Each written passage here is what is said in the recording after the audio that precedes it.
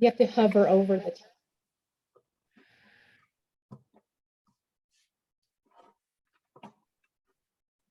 All right, Annette, take it away. Hi, everyone. My name is Annette Yazzie. I'm an advocate with Native American Disability Law Center. We have a presentation today.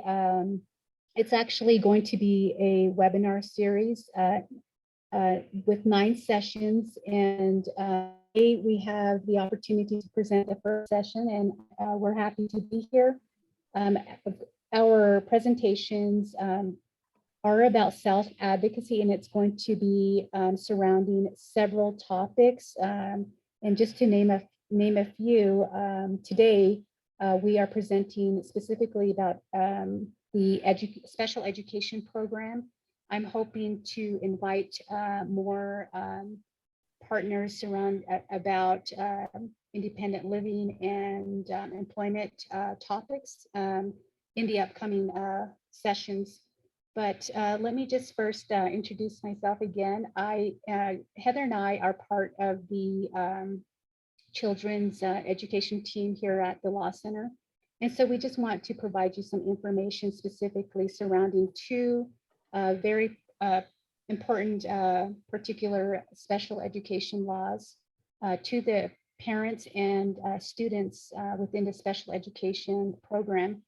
And I've been with the Law Center about over 2 years now, and I will transfer it over to Heather to introduce herself. Heather. Thanks, Annette. My name is Heather Hoax. I'm an attorney and the team leader for the Children's Welfare and Education team at the Native American Disability Law Center. I've been practicing law with the Law Center for almost 4 years and specializing in special education and child welfare. So welcome.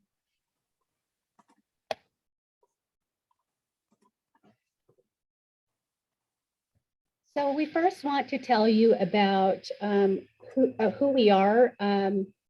Our Law Center is the Protection Advocacy Organization. There's a Protection Advocacy Agents organization within each state and territory like Washington, D.C. and Puerto Rico. But specifically, our Law Center is the P&A for Native Americans within the Four Corners region. And so we advocate and provide legal services to Native Americans within the Four Corners of Arizona, Utah, Colorado, and New Mexico. We also, besides providing legal information and specifically with the special education program, one role that I play is that I'm an advocate in area when it comes to students with disabilities, where I'm able to provide assistance to parents in IEP meetings, or IEP which stands for Individual Education Program meetings. And we also, our Law Center monitors facilities on the Navajo Nation, which I also play a role in, and where I visit individuals with disabilities in the group homes, also in the detention centers to provide them their information about their legal rights. And also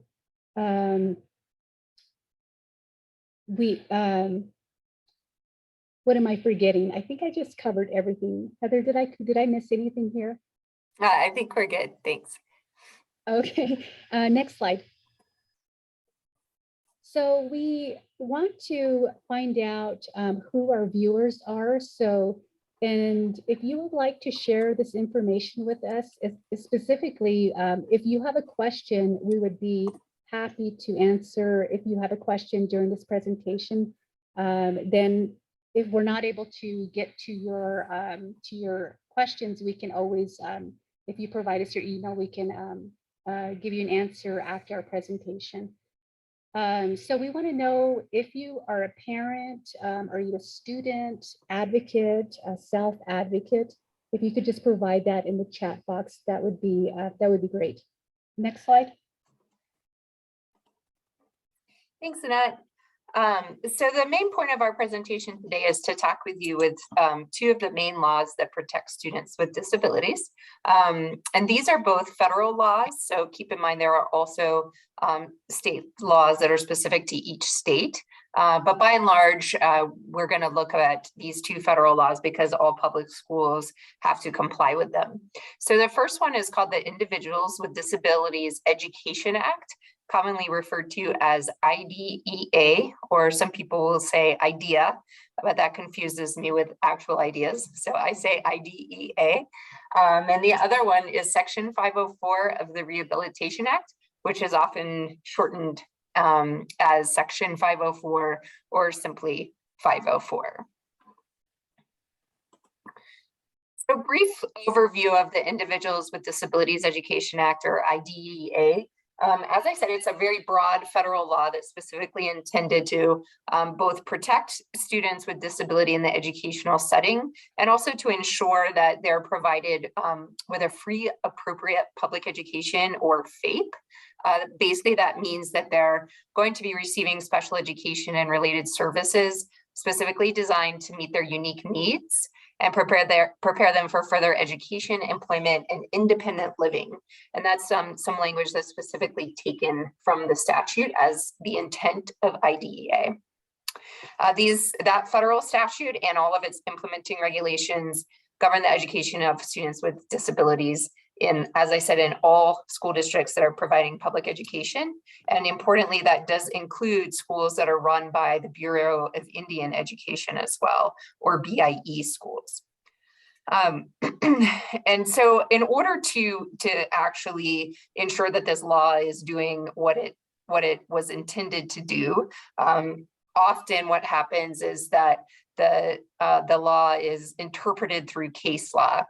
So what does it actually mean to provide a free, appropriate public education?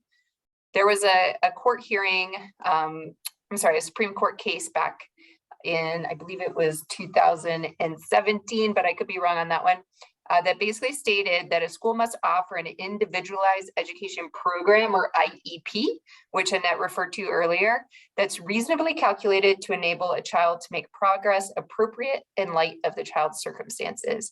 So I think the key takeaways here are really that this program must be individualized. So it has to be uniquely tailored to each individual student based on their needs and their circumstances. And it has to allow them to make progress. So not just sort of sit in school and be able to be in school, but to actually make some progress in the school setting. Heather? Yes. May I add one detail about that last slide? Sure.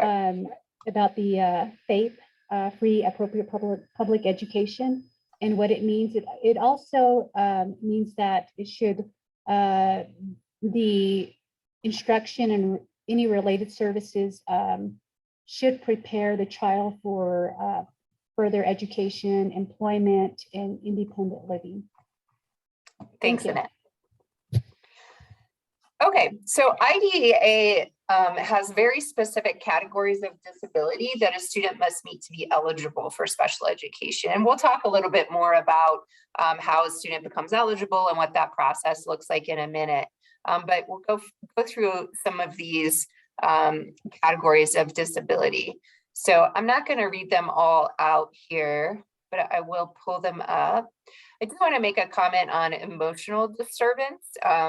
This category typically is going to encompass students who have a lot of behavior concerns at school that may be a result of some mental illnesses such as depression, anxiety. We sometimes see diagnoses such as ODD, or which is oppositional defiant disorder, or other sort of emotional concerns of that nature, but very often related to issues with behaviors at school. Multiple disabilities may encompass more than one of the categories listed. Orthopedic impairments are, often accompanied with, some difficulties in mobility, getting around, ambulating, and that sort of thing. Other health impairment is a kind of a more broad category that can include a number of different disabilities. One of the most common ones that we see as other health impairment are students who have ADD or ADHD that is significant enough that it really impacts the student's ability to learn without special education. So if you have a child with ADD or ADHD, you'll notice that it's not listed as one of those 13 categories, but it can be included as other health impairment, so it would not disqualify a student from receiving services under IDEA. Other disabilities that may come in under that could also be some mental health issues, major depression, and that sort of thing. So just because the disability that maybe your child has doesn't clearly fit in one of these categories, it may fit as other health impairment.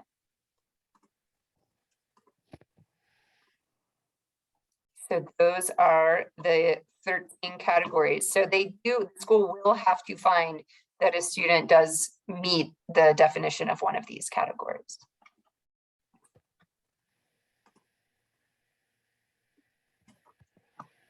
All right, Annette. Now I want to talk to you about how do I know if a student is eligible for special education under IDEA, or phrased in another way, if a parent was asking, how do I refer my child for special education services?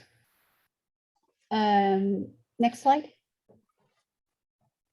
So there's a 3-step process for this procedure, and I'm going to go over step 1 is the evaluations.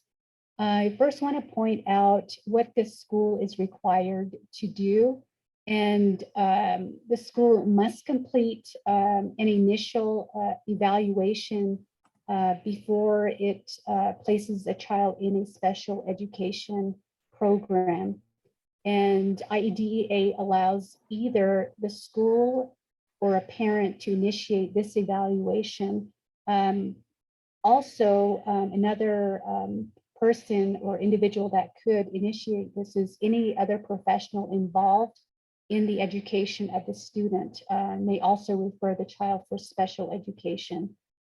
If a parent does suspect their child needs special education, they can request it from the school for their child to get evaluated.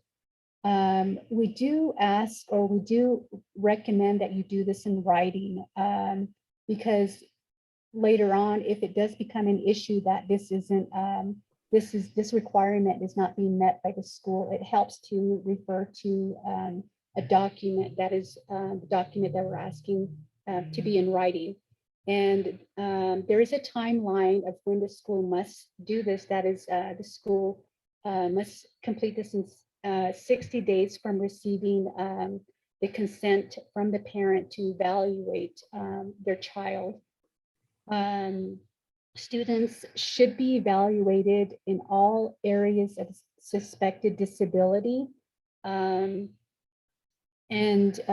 This evaluation must be comprehensive enough to identify all the special education and related services that the child needs.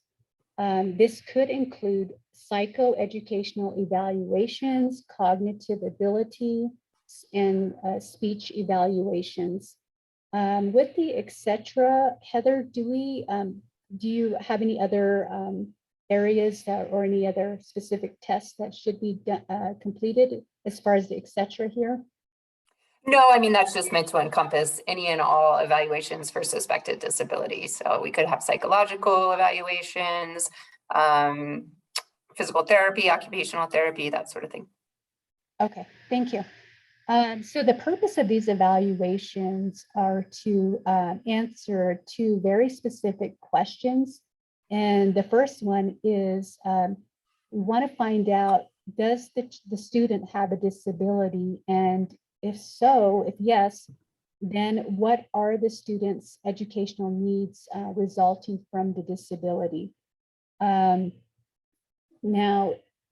if a school refuses to evaluate a child at the parent's request, they must provide a document, and we'll talk more about this prior written notice in a future slide. But so if the school does not evaluate the child, they must provide a prior written notice to the parent explaining specifically their reason to not evaluate the child.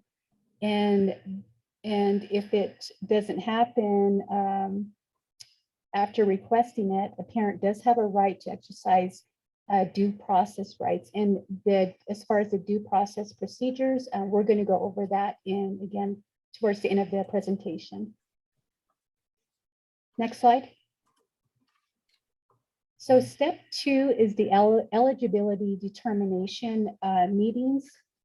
So after evaluations are complete, the school holds an eligibility determination meeting. At this meeting, parents, students, and school personnel are invited to attend this meeting. There is going to be an evaluator, and this evaluator is not required to be there. Heather, could you make sure that is, if I recall, the evaluator is not required. However, the IEP team must be at this eligibility determination, right? No, the evaluator has to be available to answer questions. And so typically the evaluator will either be present or they may be available over the phone. But the parent would have a right to ask the evaluator any questions that they may have. If the evaluator is not there, there has to be someone who is able to interpret the results of the evaluation that has some specialized knowledge in that area. Okay. And so at this eligibility determination meeting, the team would first determine whether the student has a disability that meets the eligibility requirement. And those are those 13 categories that Heather had explained in the previous slides. Then there's a determination whether the disability significantly impacts educational performance and requires special education services. And I think it's really important to be aware too that just because a student does have a disability that meets the eligibility criteria, they may not necessarily need an IEP, or they may not need special education. So that's why there's these 2 criteria that have to be met. Some students with disabilities are able to make progress in school with some simple accommodations without having to have a full-blown IEP. Next slide. Step 3 is developing the individualized education program. And an IEP is a contract between the school and the student and parent that must reasonably calculate a child to make progress appropriate in light of a child's circumstances. It describes the educational program the school will provide to meet a child's truly unique needs. And in the IEP, there's very specific requirements. And in the IEP, it must contain a statement of the student's present level of functional performance, where and how the child currently is performing, and it must have annual goals that are measurable and address each unique area impacted by the child's disability. The special education and related services in the IEP must specifically state whether the student will be receiving special education services in the regular or special education settings. And if the child needs any accommodations a student may need to participate in the least restrictive environment. And lastly, an explanation of how the IEP meets the requirement that a student be placed in the least restrictive environment. Heather, would you would you define this this term, this phrase, least restrictive environment?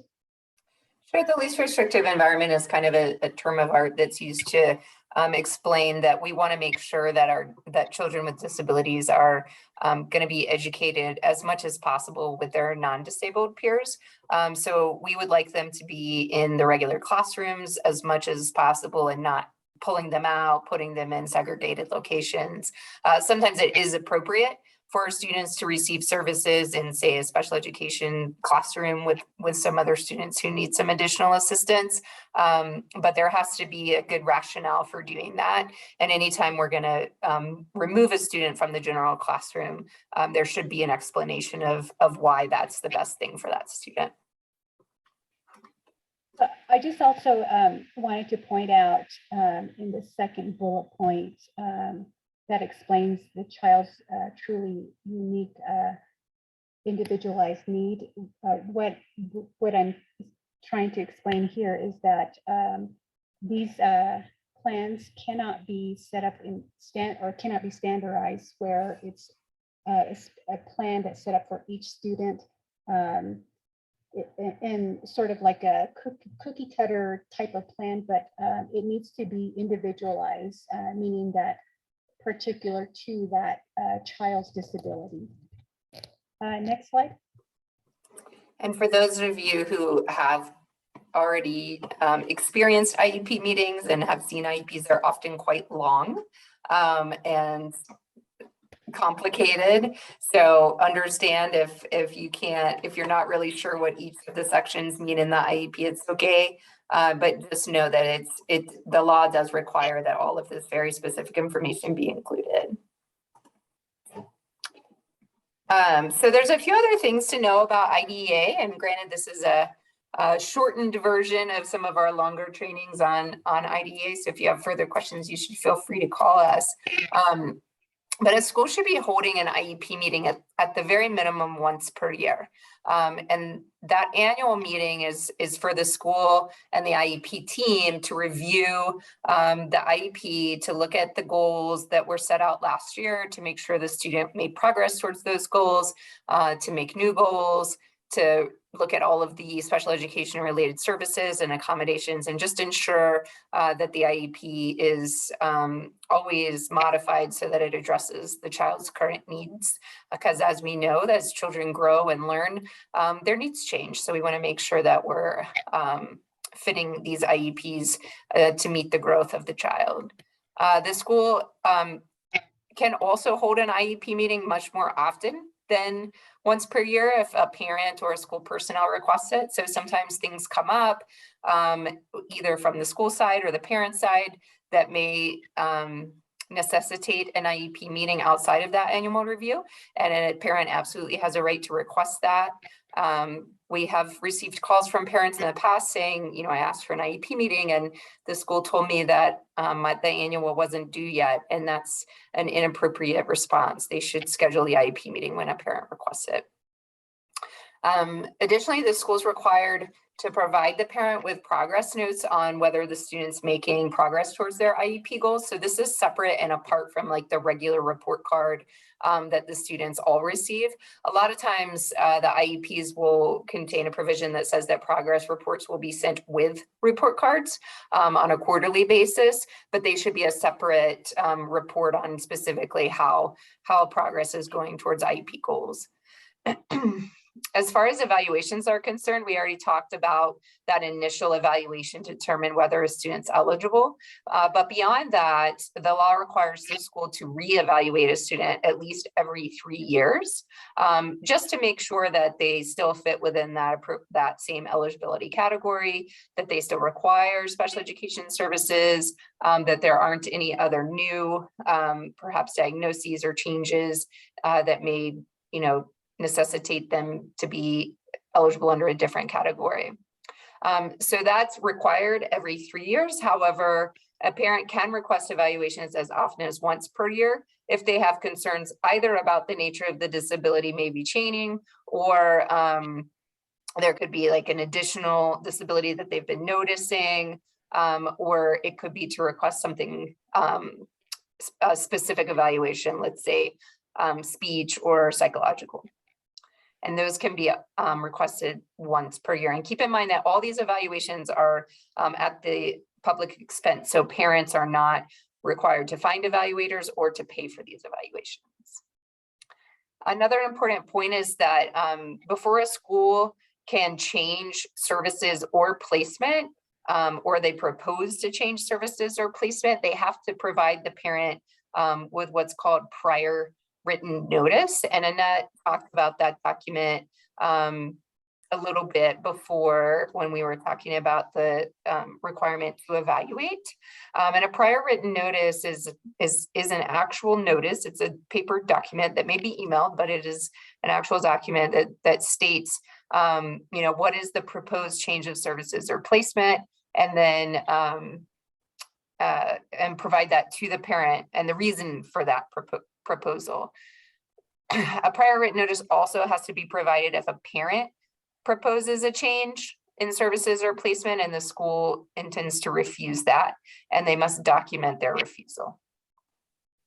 Okay, so while we've talked a lot about IEP teams, so let's talk about who is on those IEP teams. It has to include parents, one regular education teacher, a representative of the school who's knowledgeable about the services that the school district can provide. A lot of times that's going to be the principal or the assistant principal. As we were talking earlier, there has to be an individual who can interpret evaluation results. A lot of times that is the evaluator, but it's not specifically required that it be the evaluator, but it must be someone who can interpret the results. So they should have the same expertise. The student is included if it's appropriate. And then at the discretion of the parent or the school, it can be any other individuals who may have knowledge or special expertise regarding the child. So what that could encompass would be maybe the child seeing a counselor outside of the school. And that person, has some important knowledge to share. Maybe it's somebody in the community that has a lot of contact with the child. It could be a coach. It could be really anybody that has some knowledge regarding the child. Heather. Yeah. And that other individual could be me, an advocate here at the Law Center. That's right. I think I fit the definition of other individuals who may have knowledge or special expertise regarding the child, right? That's right. And I think Annette's going to talk about this a little bit later on, but parents can also bring anyone, with them, like a friend or a family member, just as a support for them, because these IEP meetings can be sometimes arduous and overwhelming. Okay, so we talked a little bit about prior written notice already. We have another slide just on it because it is so important. It is a requirement, and a lot of times when we find ourselves wanting to challenge the school on some things that they're doing, we really look to the prior written notice to see whether things are properly documented.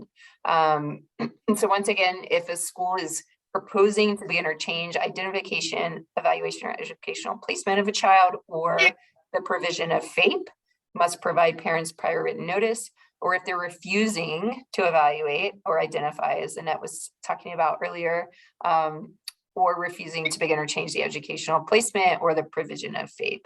So let me give you an example, maybe outside of the evaluation context. If you have a parent who, say, is requesting that the child receive additional speech therapy services and the school refuses, they would need to provide prior written notice of why they're refusing that. So that's a simple example.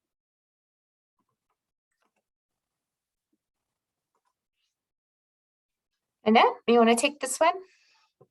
Yes.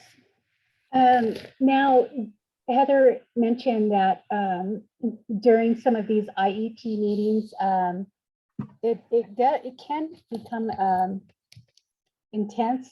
I'm not sure if that's the proper word to use, but I think it comes down to where the school staff might have a different or contrary view as the parent, and the parent is asking for a specific service, and the school admin Staff might say we just don't have the resources, we don't have enough teachers to meet your needs. And so it becomes intense because under the law, unfortunately, especially during this pandemic, that is not a reason that school districts are allowed to use to not provide services under the IDEA.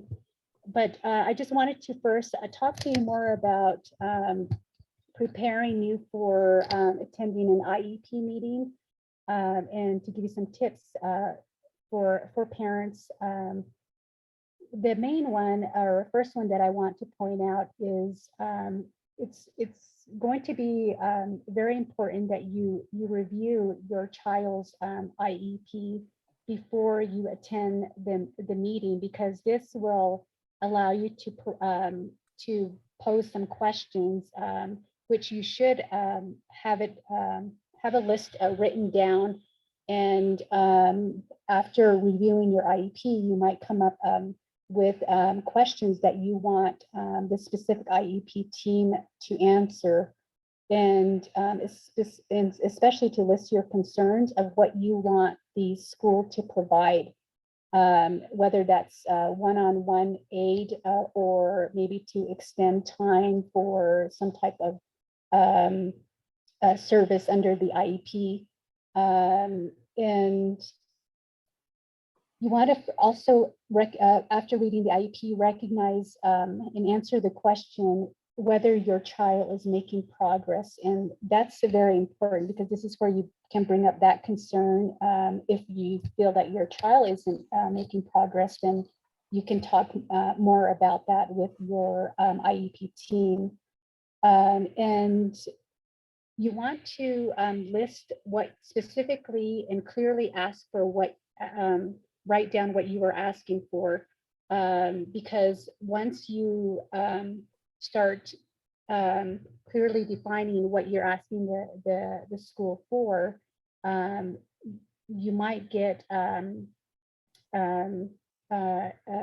maybe a reason where the school doesn't feel that that they should provide you that service. And in those situations, you definitely want to ask the school to document in the prior written notice of why they're not providing those services. And I have come across some schools saying right now that they just don't have the personnel, they don't have the resources, they can't provide these services because the service provider is no longer available, or the service is already being provided by one of the hospitals. And so you want to document that information. Also, I think it's very important that you take someone with you to the IEP meeting, because it serves two, I think, purposes. One is that this person can be your support, because sometimes it does become an unpleasant situation. Also, another reason that you want to take someone with you is to allow them to maybe take notes for you while you advocate and express your concerns. This person could be a spouse or a friend, a family member, or other individuals, like myself, an advocate. I can go with you, and you want to be able to express, or using your list, express all of your concerns, and try to get a discussion surrounding everything you provided on the list.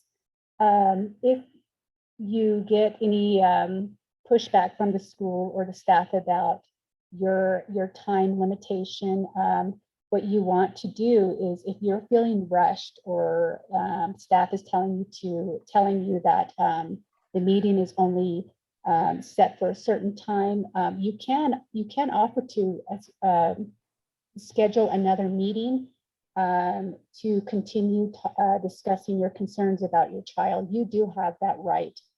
And again, we do have a very useful resource that I've been providing to the parents.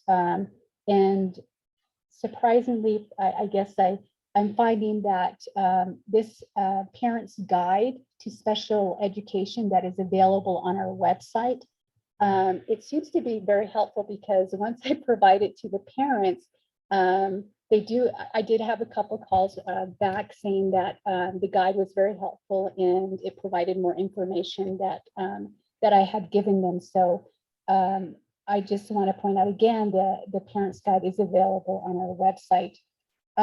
One more thing that I want to point out is that whenever you are requesting anything, any copies, or you should request any documents that the school is providing you, you want to keep all copies of letters, documents that goes back and forth between the school and yourself. And what I suggest you do is create a binder and keep all your documents in a binder, so that you just have that handy for record keeping. Next slide. Thanks, Annette. And I would just also add one comment that a lot of times schools will ask you to sign IEPs and other documents at the end of the meeting. And if you're feeling overwhelmed or you're not sure that you understand what you're signing, it's perfectly acceptable to ask to take the documents home and review them, and then come back the next day with the signed documents. So you shouldn't feel intimidated or pressured to sign things that you don't fully understand. All right, so we're going to switch from Individuals with Disabilities Education Act over to the other federal law that I was speaking of, which is called Section 504 of the Rehabilitation Act of 1973, or Section 504, which is a lot less of a mouthful. So like IDEA, Section 504 is a federal law that protects individuals with disabilities.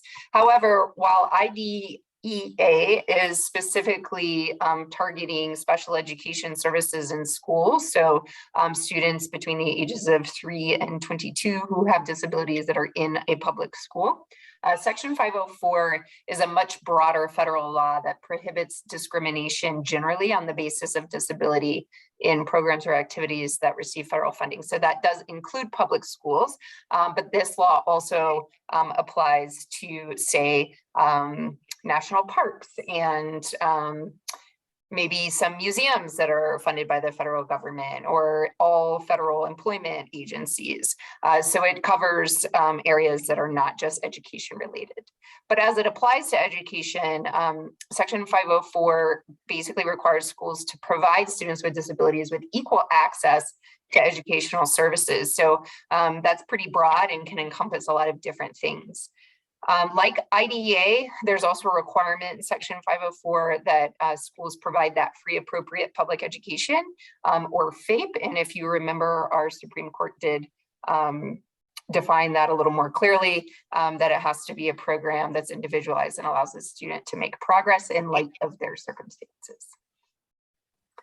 All right, so who is eligible under Section 504? So you'll remember back that IDEA had a pretty specific categories of disability, required pretty extensive evaluations, and then an eligibility determination meeting.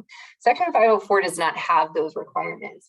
It is very basic in its definition of a student with a disability, and that is that it's any student who has been determined to have a physical or a mental impairment that substantially limits one or more major life activities. So there are some definitions in the law of a physical or mental impairment. It could include some musculoskeletal impairments, neurological impairments, mental or emotional disorders. The list is long and it's not exhaustive. So really, there's any mental or physical impairment that is impacting a student could qualify that student for 504. And then again, that has to be that second piece, that physical or mental impairment impacts or limits a major life activity. Learning is a major life activity. So as caring for yourself, walking, seeing, speaking, hearing, eating, sleeping, all those are major life activities. So if a student has a physical or mental impairment that limits their ability to learn, or any of those other major life activities, they would be protected by Section 504. Okay, so a lot of times that physical or mental impairment is going to come in the form of a diagnosis from a doctor, and schools can require some documentation of that physical or mental impairment, but it's much more broad, as we said, than IDEA. So let's talk a little bit about how Section 504 works in the context of education. So any student who meets the eligibility requirements is then entitled to a 504 plan. And that 504 plan would provide them accommodations to enable them to participate in the learning environment. Section 504 would also encompass things like special education and related services in the 504 plan. So it's not limited to just accommodations, but a lot of times that's what we do see schools using them for. Again, because Section 504 defines the disability more broadly than IDEA, students who may not meet those eligibility categories under IDEA are still protected from discrimination, and can be provided with supports and accommodations to help them out in school. Here's just some basic examples that we came up with to help understand when maybe a 504 plan would be appropriate versus an IEP. So one example would be a student who uses a wheelchair and may just need some assistance, like getting to a modular classroom that's outside of the main school building. So they might have a 504 accommodation plan that provides that they're given assistance to get to that classroom or activities. We talked a bit about ADD or ADHD earlier, and sometimes that can fit under the other health impairment category of IDEA, but other times the student may have ADD or ADHD, and it's not quite severe enough that they need an IEP, but maybe they just need some accommodations in the classroom, like frequent breaks when they, aren't able to hold attention, or ability to have like a fidget spinner or something like that in class.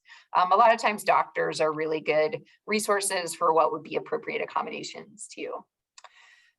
Again, other examples would be maybe a student with some anxiety that needs an accommodation to go to a quiet space when they're feeling anxious. So, maybe there's something that upsets them towards the end of the day, most days. A 504 plan would provide an accommodation that would be allowed to leave the classroom and maybe go to the counselor's office or step outside or something like that. Students with disabilities, may need accommodations to have snacks at irregular times. A lot of times when we think about accommodations, they really are, they allow a student to do things that aren't normally allowed under the school conduct code, right? So typically you're not allowed to just get up and leave class. You're not allowed to eat in class. You're not allowed to do a bunch of different things. But maybe, some of those accommodations can help that student to participate in school. So those would then be allowed through a 504 plan.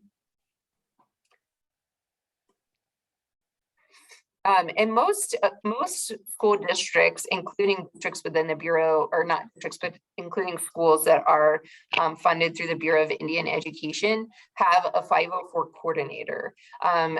Sometimes it's difficult to figure out who this person is. We recommend just calling the school and asking who their 504 coordinator is, or calling the school district themselves and asking who their 504 coordinator is. And then the way to sort of start this process is that the 504, you would ask the 504 coordinator to have a meeting. And then at that meeting, you would go over your request for accommodations and explain why you think your student or child needs a 504 plan. And then they would help you kind of walk through that process. And again, keeping in mind that schools can require documentation of a child's disability. So they may want, a medical record, or maybe a letter from a treating counselor or something like that. One important point to make is that a lot of students who have been impacted by childhood trauma, or what we call adverse childhood experiences, which include things like having a death in the family, or parents who are divorced, or maybe a parent who has some substance abuse problems, or any other significant traumatic experiences that have happened in childhood, they can be entitled to receive reasonable accommodations to address the impact of that trauma if the student requires that accommodation to be provided equal access to his or her education. And this language here that I used in that very first paragraph is actually pulled from a federal district court decision that did support the idea that childhood trauma could be a basis for disability under Section 504 of the Rehabilitation Act. So I think that's really important for parents and individuals in our communities to know that we're not just talking about some of what we may think of when the word disability comes to mind, right? We might think of someone who uses a wheelchair or has a learning disability or ADD, or maybe has a visual impairment, but can really encompass some of this like not visual or not seeing disabilities that are a result of some childhood trauma. Some of these children may also be eligible under IDEA, but if they were, it would likely fall in that category of emotional disturbance. And a lot of times it doesn't quite fit in with IDEA's definitions. Again, if you're working with a primary care provider, they can also help to advocate for a child to have a 504 plan and can participate in the development of those plans. So it's really important when you're asking for 504 meetings, just like IEP meetings, you can bring people who have knowledge of the child and that would be able to sort of support your request, as well as share important information with the school so that the school can ensure that they have what they need to meet the child's needs.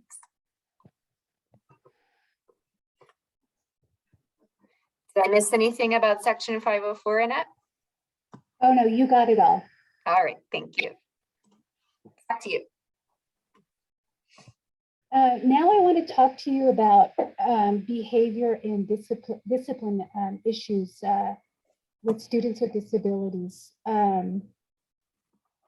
So before a student is suspended for more than 10 days in a school year, the IEP has to determine if the child's behavior was a manifestation of his or her disability.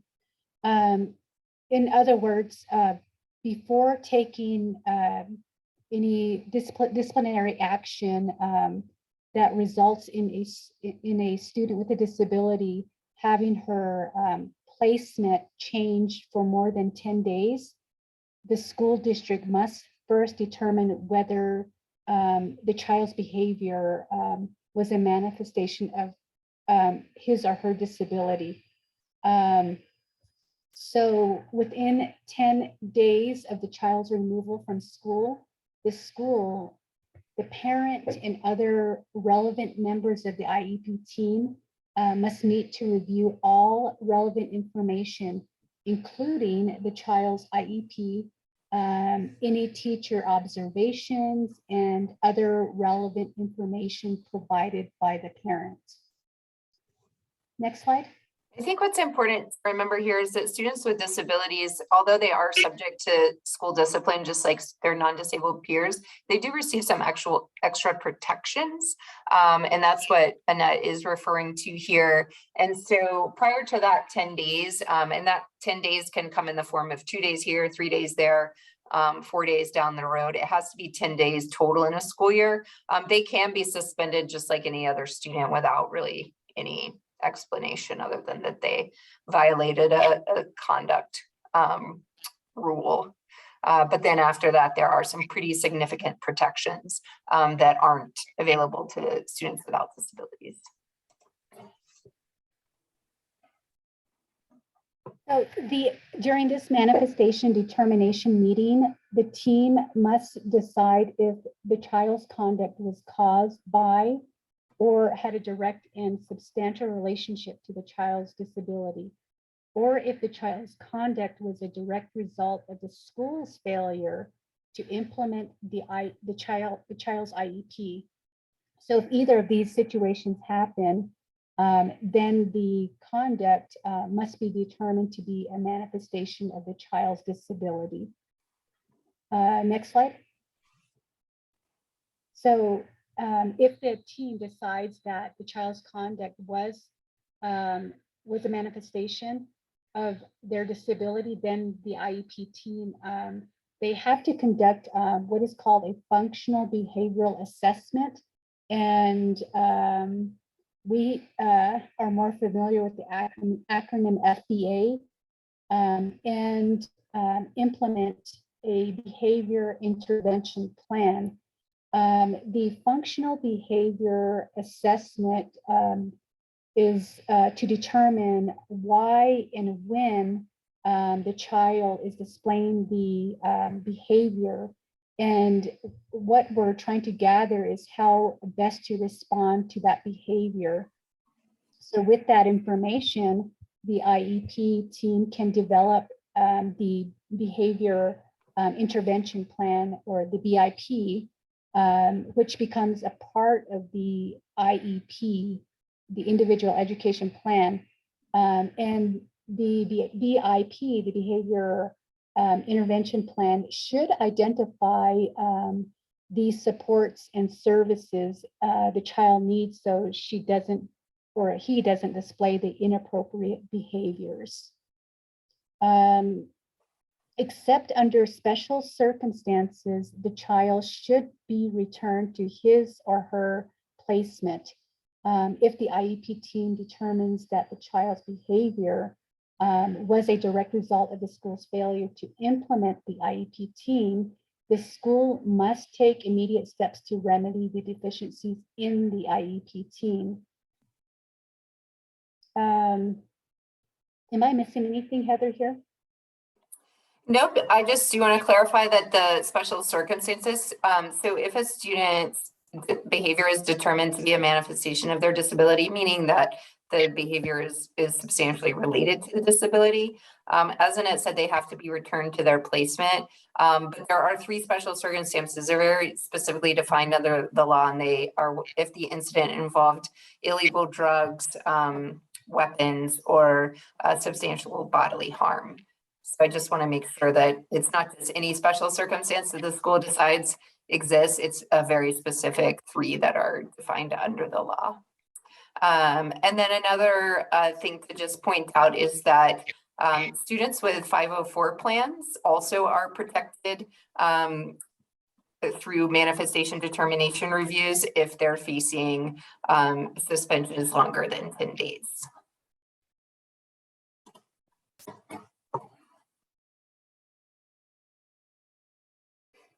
Okay, so on the suspension and expulsion and students with disabilities, if the manifestation determination meeting, it is decided that the behavior is not the result of the disability, or on the school's failure to implement the IEP, this student can be subjected to long-term suspension or expulsion.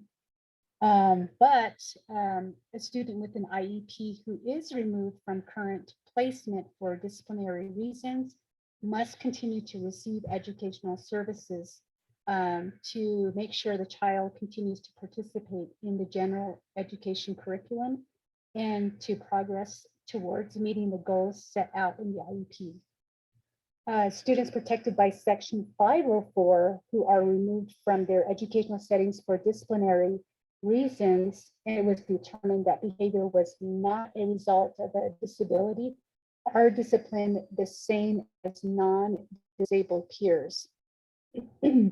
So in other words, if the behavior is not found to be related to the disability, the school is entitled to discipline the student just like any other student without a disability.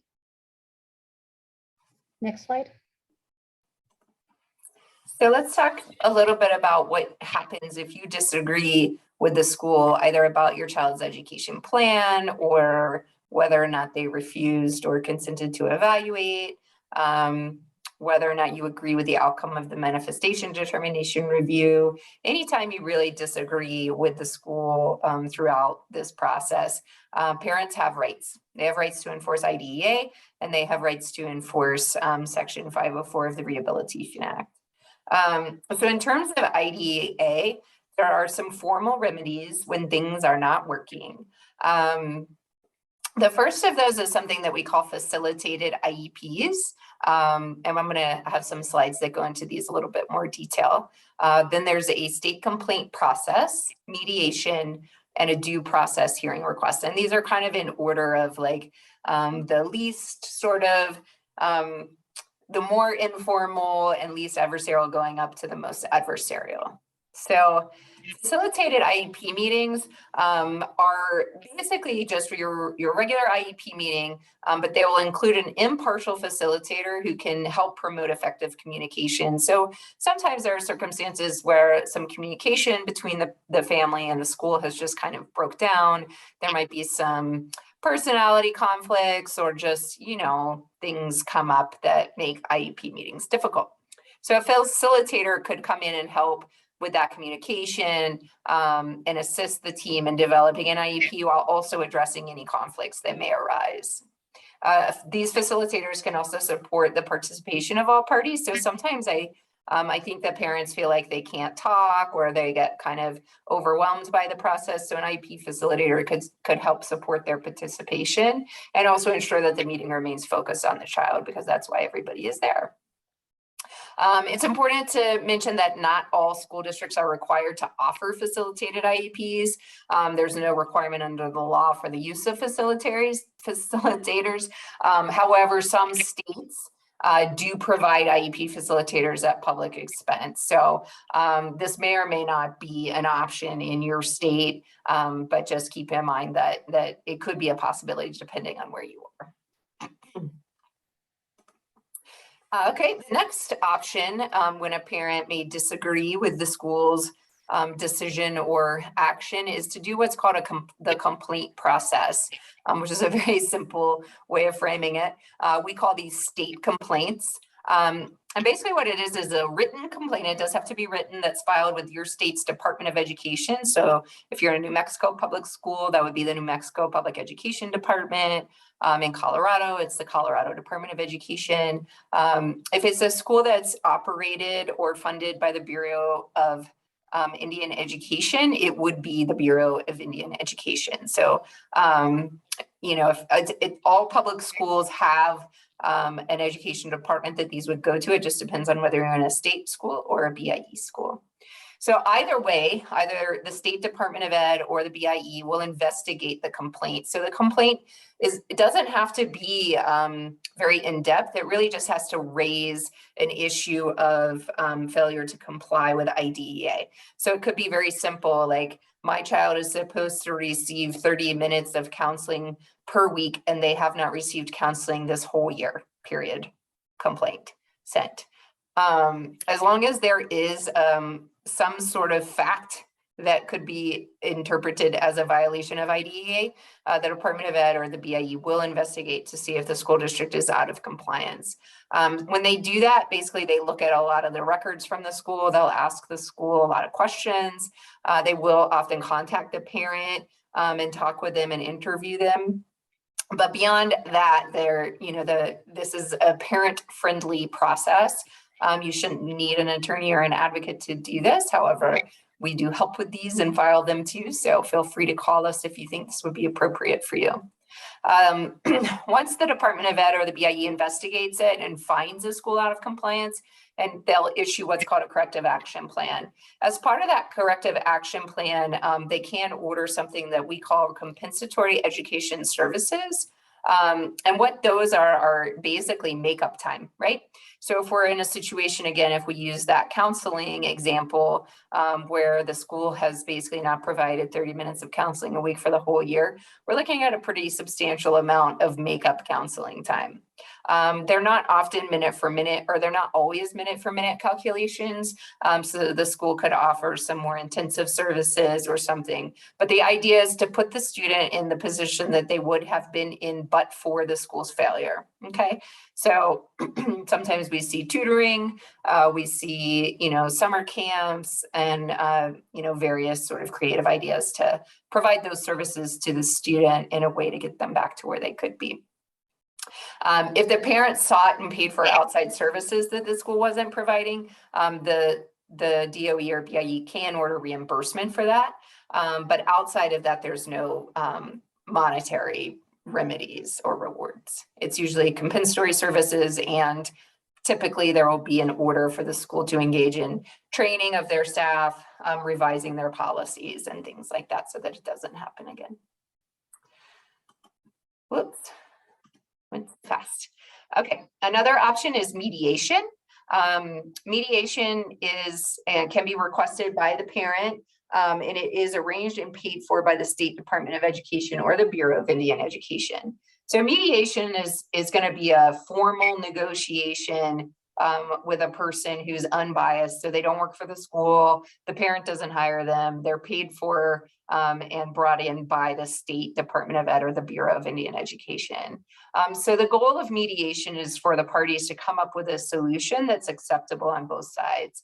And mediation often, involves some give and take on both sides. So, not both parties can't get everything that they want through mediation, but the idea is to come to an agreement so that both parties find it acceptable. It may not be gold standard, but acceptable.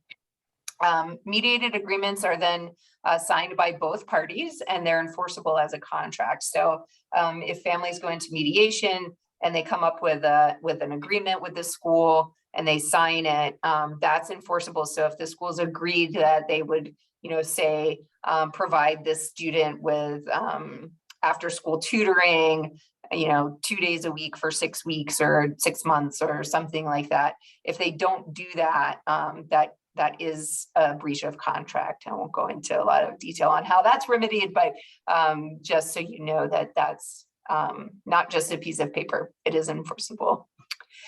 And then finally, if none of these things work, or if perhaps a state complaint is not the best option, there's something that's called a due process hearing request.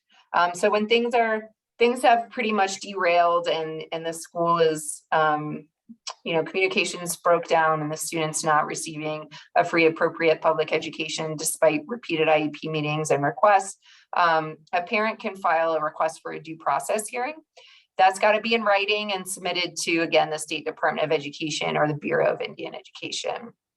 The law does set out very specific elements of a request for a due process hearing so that the state can, figure out how to deal with it. Once they accept a request, then they would appoint a hearing officer.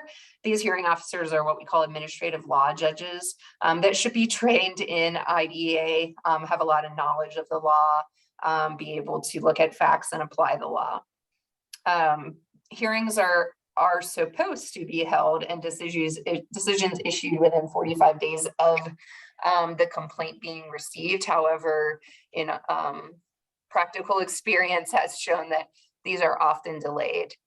These hearings do resemble a more formal court hearing, with both sides having to present evidence and witnesses for that. And so for that reason, it can be difficult for parents to proceed with due process requests and due process hearings without attorneys or advocates. So if this is a remedy that you're seeking, or a process that you're seeking, we would encourage you to consult with an attorney who has knowledge of these areas. So not just the Native American Disability Law Center, there are other agencies such as Disability Rights New Mexico, Disability Law Colorado, and Arizona Center for Disability Law, as well as private attorneys who will represent families in these hearings.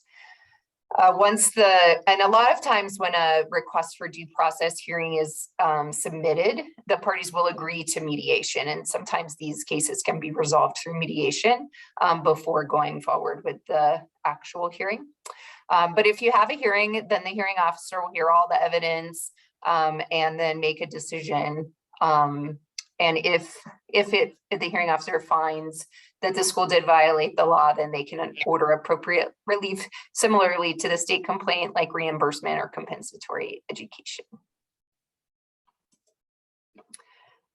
So what about Section 504? All of those options that were just presented were with regard to students with IEPs under the Individuals with Disabilities Education Act. If a school is violating Section 504, if a parent or anyone else believes a school is violating Section 504, those are addressed typically through a complaint to the Department of Education Office of Civil Rights. So that's the U.S. Department of Education Office of Civil Rights. And those are kind of based regionally. So I know like New Mexico's Office of Civil Rights is out of Denver. I can't remember. I think Arizona's may also be out of Denver. But anyways, there's a regional office of enforcement that's very easy to find on their website. If accepted for investigation, OCR will assign an investigator to look into the complaint and decide whether the school has violated Section 504. So again, once these complaints are filed, really the person who sent the complaint in kind of takes a step back and lets the investigator do their job and review records and make a decision based upon the evidence that they find. The remedies are similar to those offered through the complaint process that we talked about, which could require schools to redo policies and procedures, staff training, and order compensatory education for individual students. So we talked about the laws, and so it's important to talk about what we can do and what you can do if you think the school is violating the law. All right, I think we're at the end of our presentation. So if there are any questions from our participant, you can put those in the chat or unmute yourself.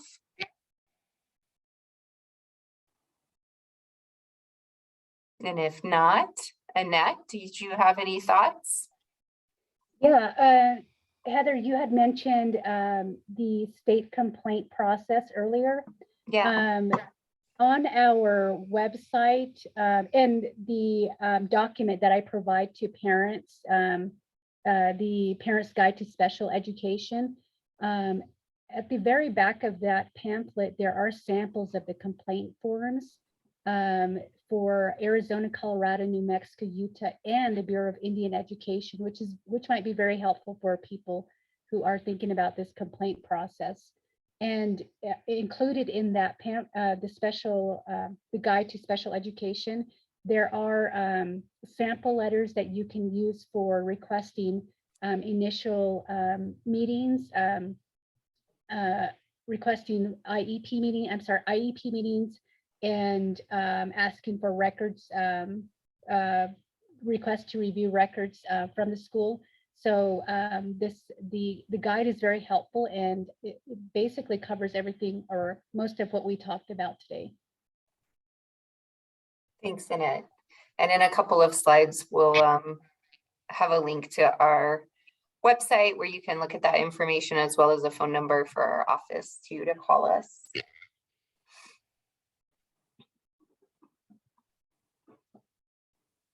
All right, well, Annette, do you want to talk about our next session, or do you have anything you'd like to share? Sure. Can you advance the slide? Yes. So these presentations are going to be scheduled for the last Wednesday of each month, and there are going to be 9 sessions. Today was the first session, and I'm really excited about our next session because we have Mr. Hosky Benali Jr., who's an elder, and he has a lot of insightful, especially with his experience with his disability, and how he talks more about what self-advocacy means from the perspective of the Navajo Nation culture, and the medicine wheel is what he'll talk about. And I'll provide a little bit more information about the definition of self-advocacy, but that will be on March 30th, again, on a Wednesday. This time it's going to be at 4 o'clock because it's scheduled during the daylight savings time change. And so next slide will provide our information to contact us. And just to clarify, it'll be 4 o'clock for people who are in Arizona, but 5 o'clock for people who are on the Navajo Nation and in New Mexico. All right.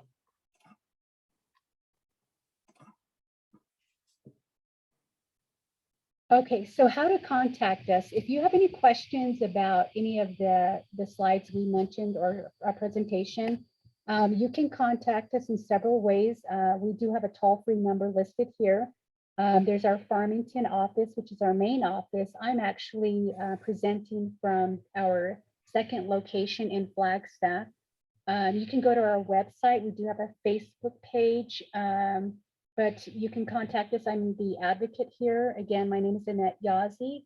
And thank you for sitting in our presentation. I hope you learned a lot today. Heather? Thanks, everyone. We really appreciate your attention and hope you don't need us, but if you do, feel free to give us a call.